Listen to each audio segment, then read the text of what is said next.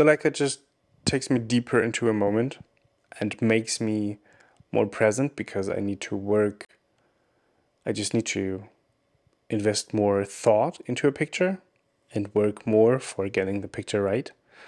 So I'm more invested in the process of taking a photo, which is much more rewarding than having your camera do everything for you.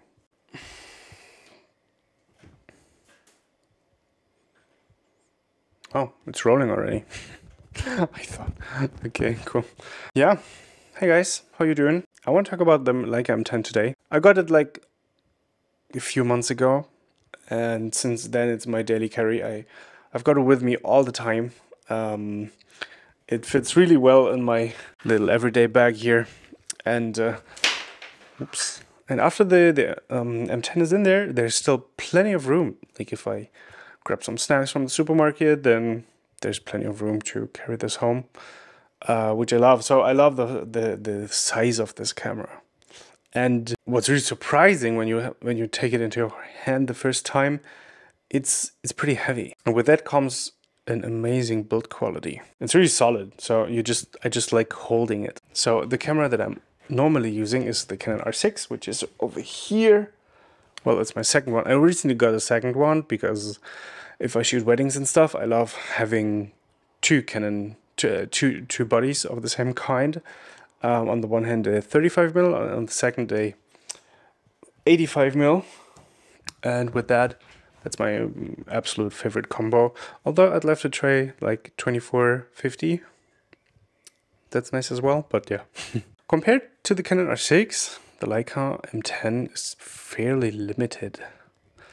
It has maximum of like 5 FPS. The close focus distance, well, this is mostly due to the lenses, but with the 35 I've got on there, it's like 70 centimeters, which is really far away for 35. When I had the 35-1.4 Art series from Sigma, that was much better. I think that's like 30 centimeters. That's totally doable for everyday things.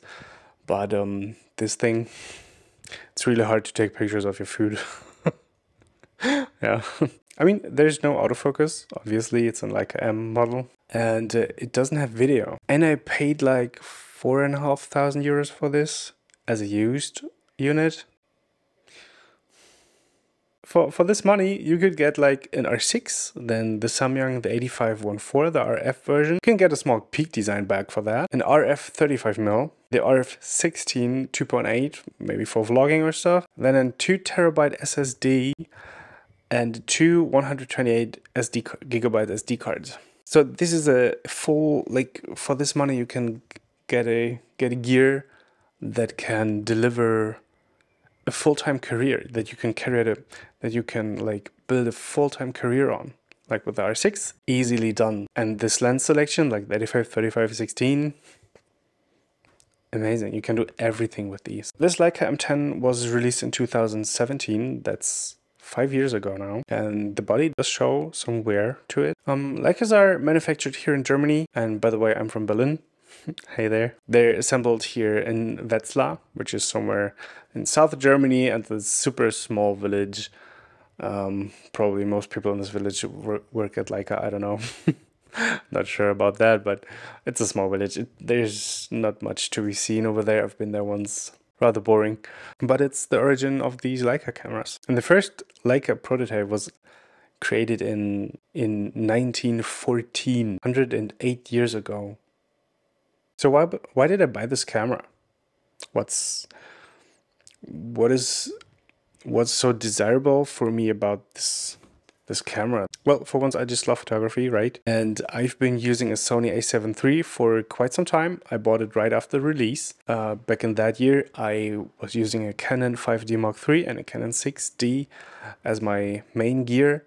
And when the Sony a7 III came out, it was way better than any DSLR.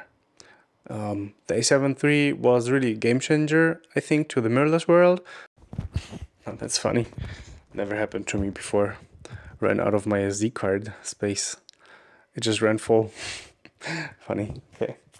Yeah, the a7 III was really the best camera at that time, and even till this day, the files, the raw files it produces, they're one of its kind. The dynamic range in these raw files is still absolutely amazing, really good to edit, and couldn't recommend them more. Even I was firstly impressed with the files of the A7, the original first mirrorless Sony camera, and even these were amazing. They are till this day. You could still build and even start your career with the basic Sony A7. I mean, the autofocus is slow. You won't do sports photography with that, but you can totally build a career on that. It's that good. And you can get it for 200 euros, 300, 400, I don't know. It's really cheap. But then I decided for the Sony, I just don't like it anymore. I don't like the menus. It's always a big fight with the menus if I need to find any kind of funny setting. I did adjust my personal menu at the very end, and that was helpful, but yeah, just, well, we know it's not good. They start getting better with the A7S III and the A7 IV and so on, but kind of I didn't like the feel of the camera. I don't like holding it, using it, and for that reason I went back to Canon. When the R6 and the R5 came out, I was really pumped about these, and because of this, because of the feeling of how the camera works, the button placement, the fluidity of the menu system, I went back to Canon when they released the R6 and the R5, and I was thinking about getting the R5 as well, but nah, don't need 45 megapixels. 20 is really plenty enough for everything. Really, everything internet related, 20 megapixel. And even I think, I mean, the sensor is the same that we have in the 1DX Mark III. So I think the R6 is a 1DX Mark III Mini. That's what I like to call my R6. Yeah, love that. Yeah, and I'm super happy with that. But still, it's like a working camera. And even though I really love how the feeling of the camera and the sound it makes when I release the shutter button and everything works, and the file it produces, everything is amazing. But for my personal work, for passion work and everyday life, it's still a big camera, and it takes up half of the space in my bag, even with the small 35mm that's on here, the 35 1.8 macro that I'm filming on right now.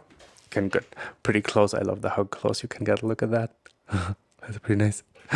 Okay, so a friend of mine in Portugal, he has a Leica M10D, like the whole deal, the one without a screen, where you really need to know what you're doing, basically. I really fell in love with this feeling of taking pictures with his Leica, and since then I was looking to get one, and today, yeah, I love my M10, and yeah, I just love how it looks. Simple as that. I love how it looks, how it feels in the hand. Love the size of it. It's my personal everyday camera that I also occasionally use professionally. I've used it at my last wedding, and the pictures turned out pretty well. Got some really good shots. Kind of the Leica is a camera that I just like to pick up and take pictures with. If it sits on my desk with me, I just like looking at it. I just like picking it up, holding it, take a random photo, put it back. And if I'm out in the streets, people kind of don't notice the camera. Even though the shutter button, the shutter is pretty loud on this one, right? I mean, it's not a discrete sound. Yeah, but in the loudness of Berlin city, this sound isn't noticed really. And yeah, it's kind of weird. People don't perceive it as a big professional camera, even though it can be one if you want to. And this makes it super easy to just take random pictures everywhere. I love the way it operates. I love the way the rangefinder works on it, and I love the way it feels to take pictures with it because of the manual focus. Oftentimes it forces you to think ahead, and if you get the focus right, then it's just really rewarding. I mean, people on the internet, it's hard to tell the difference between a Leica and any other digital full-frame camera. What I really can recommend is getting a thumb grip for it. I mean, I know some people who don't like it, but I personally, I love the thumb grip. The original one from Leica is also like 200 something euros, which is ridiculous, right? I think this one is like 50 bucks from Amazon, which is still a lot of money for such a little piece of metal, but it works perfectly. I think it's a kind of a gear that you just want to have with you. You want to pick it up. You want to take pictures with it. You want to go out and find some cool compositions. And since I do photography professionally, it can be difficult to navigate between your hobby, like your passion in that, and like work you do for others. And for me, it got to a point where I didn't like to take my camera with me anymore, like in the everyday things. It was really annoying. I knew I love photography, but I came to a point where the gear, like the Sony, was really annoying to me. And it's really sad. The Canon did get better with that. I had it with me. I even had it with me with this hefty 85 1.2 on it. This is the EF version. If you want me to make a review on it or talk about it, let me know in the comments. I personally really love this lens. It's one of my dream lenses, definitely. So I got to a place where I didn't want to take pictures anymore, and the R6 and the other DSLMs are lovely, and they are workhorses, and they're amazing tools. I still love them. I'm using it every day as well. But with the Leica, I mean, it's kind of different. Sometimes it's hard to tell. Maybe the Leica just takes me deeper into a moment and makes me more present because I need to work. I just need to invest more thought into a picture and work more for getting the picture right. So I'm more invested in the process of taking a photo, which is much more rewarding than having your camera do everything for you. And looking back, I think I take pictures for a decade now, 13 years, 14 years, I don't know. And looking back, when I was a beginner photographer, I always wanted to have the most versatile gear, the one piece of gear that can do everything. Back then, APS-C days, 18 to 270 mil Tamron. That was my dream lens back then, because I thought, damn, this has so much zoom. It would be amazing for everything. And today it's like my gear needs to have some kind of soul. If you can relate to that, let me know. Kind of weird to say it like that.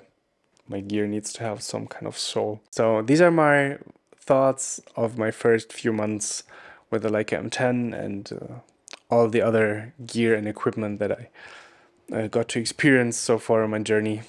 Would love to hear from you what you're using, what's your gear of passion, and if you already own it or if you're still collecting your resources to get it. And until then, have a lovely day, have a lovely week. Hope to see you soon in my next video, in the comments or somewhere, Instagram maybe, I don't know. All the best to you out there, and then see you again. Bye.